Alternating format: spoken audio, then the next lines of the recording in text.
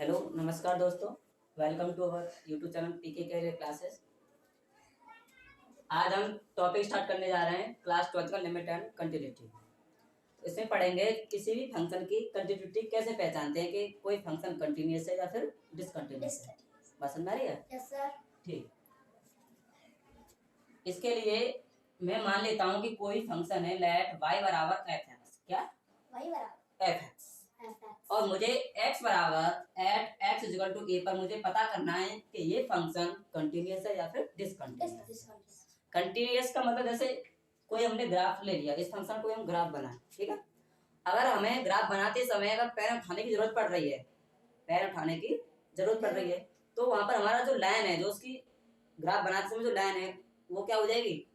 Discontinuous हो जाएगी। लगातार नहीं बना पाएंगे उस ग्राफ को, तो डिसकंटिन्यूअस। अगर किसी ग्राफ को हम कंटिन्यूअस बनाते जा रहे हैं, जैसे मैं कोई रैंडमली ग्राफ ले लेता हूं, जैसे मान लिया sin x का ग्राफ ले लो। sin x का ग्राफ इस तरीके से बनता है। sin x का ग्राफ कुछ इस तरीके से बनता है।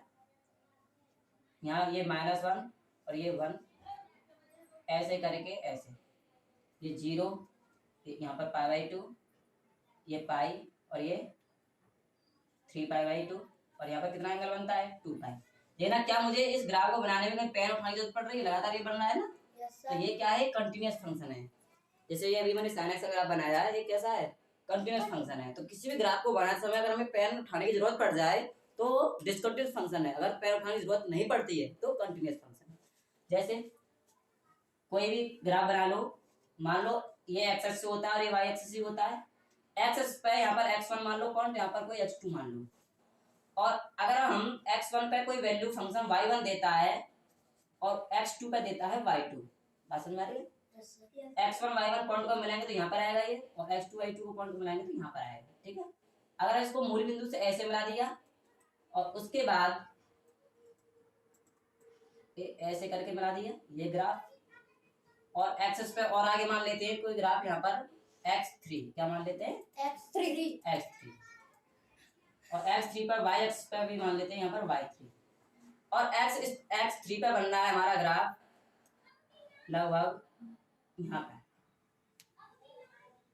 ऐसे करके बनेगा, ऐसे ये बन गया ग्राफ। और ग्राफ बनना है हमारा मूल बिंदु से, यहाँ पर पॉइंट ले दो x1 y1 और फिर यहाँ से इसको ऐसे मिला दो। इसका मतलब क्या है? हमने ये ग्राफ बनाया है जो मूल बिंदु से होकर जा रहा है, यानी ओरिजिन से होकर जा रहा है, ओरिजिन से होकर जाता है, एक लाइन यहाँ से खींच दी यहाँ तक। तो इसका मतलब क्या है? वो 0 से और x1 के जितने बीच में पॉइंट आएंगे, चाहे 1 2 3 कुछ भी पॉइंट आए, उन सभी पर कैसा फंक्शन होगा? ये कंटिन्यूअस फंक्शन। x2 से और x3 के बीच में जितने यहाँ पर पॉइंट आएंगे, इन सभी में कैसा है? Continuous function. कैसा है?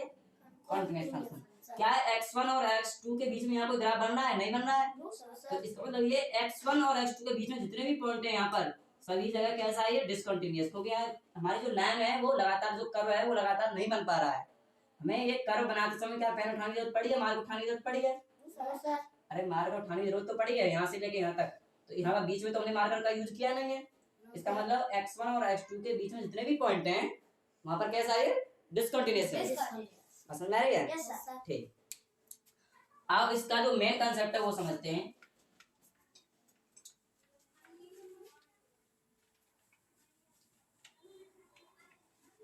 इसका मेन कंसेप्ट है, जैसे मैं कोई ग्राफ ले लेता हूं, कोई फंक्शन x बराबर a पर किसी फंक्शन का कर्व इस तरीके से बनना है, ठीक है।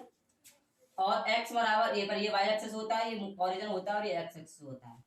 x बराबर a पर कोई फंक्शन y बराबर f x माना है, तो यहाँ पर ये जो फंक्शन है वो y बराबर f ये निकल के आएगा। भाई हम x बराबर a पर निकालना है, तो x की जगह पे क्या पुट कर देंगे? a। तो उस फंक्शन का मान कितना निकल के आएगा? f a।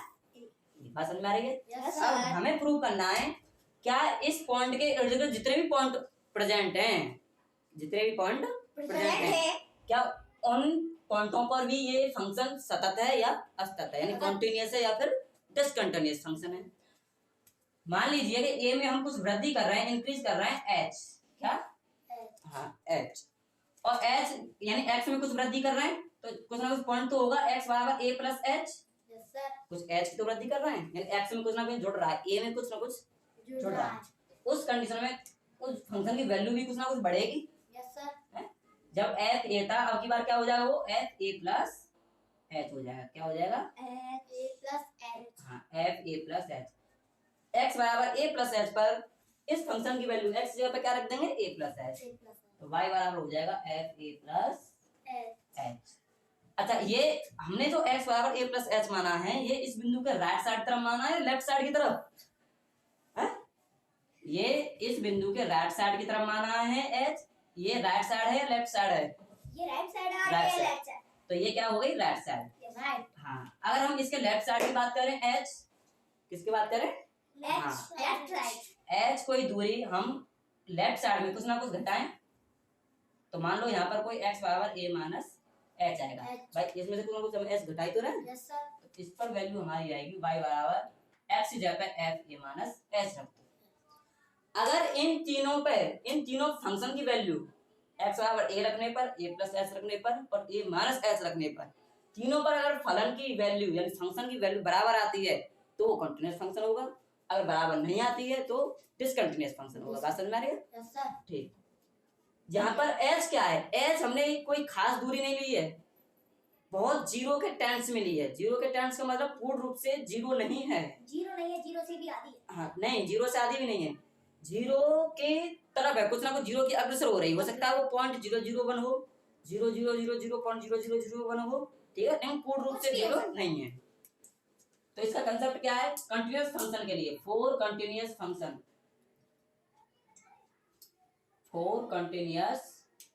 फंक्शन के लिए LHL बराबर RHL, ठीक है। और हम क्या कर रहे हैं, x बराबर a पे ही तो देख रहे हैं कि फंक्शन कंटीन्यूअस है डिसकंटीन्यूअस है। Yes sir. हाँ, तो उस पॉइंट पर फंक्शन की वैल्यू तीनों क्या होनी चाहिए, बराबर होनी चाहिए, तो हमारा कंटीन्यूअस फंक्शन है। LHL की वैल्यू क्या होती है, limit x tends to a, ये पे हम प्राप्त कर रहे हैं। a नेगेटिव का मतलब है a से लेफ्ट साइड में, a से लेफ्ट साइड में फंक्शन की वैल्यू बराबर RHL का मतलब limit x tends to a positive. a positive का मतलब क्या है, उस जिस बिंदु पर हम प्राप्त कर रहे हैं कंटीन्यूअस वाली कंडीशन, उसके RHL यानी राइट हैंड लिमिट की तरफ, राइट हैंड साइड की तरफ जा रही है। फंक्शन की वैल्यू बराबर f है। तीनों क्या होने चाहिए, बराबर होने चाहिए। बराबर। अगर ये तीनों बराबर नहीं आते हैं तो डिसकंटीन्यूअस फंक्शन होगा, और तीनों बराबर आ जाते हैं तो कंटीन्यूअस फंक्शन। कैसा होगा ये, कंटीन्यूअस फंक्शन। समझ में आ रही है? Yes sir. ठीक। अच्छा, इसको और लिखने का तरीका क्या हो सकता है, लिमिट अगर h tends to 0 f LHL किसकी, LHL के लिए हम क्या प्राप्त करते हैं, देखना इस a के हमने LHL में लेफ्ट हैंड की तरफ a माइनस एच लिखा है, x की जगह f a माइनस एच बराबर limit h tends to 0 RHL के लिए f a प्लस एच हो जाएगा बराबर उस पॉइंट पर फंक्शन की वैल्यू। इसको लिखने का तरीका इस तरीके से भी करते हैं, ठीक है। ठीक, समझ में आया यहाँ तक? Yes sir. नोट करिए यहाँ तक।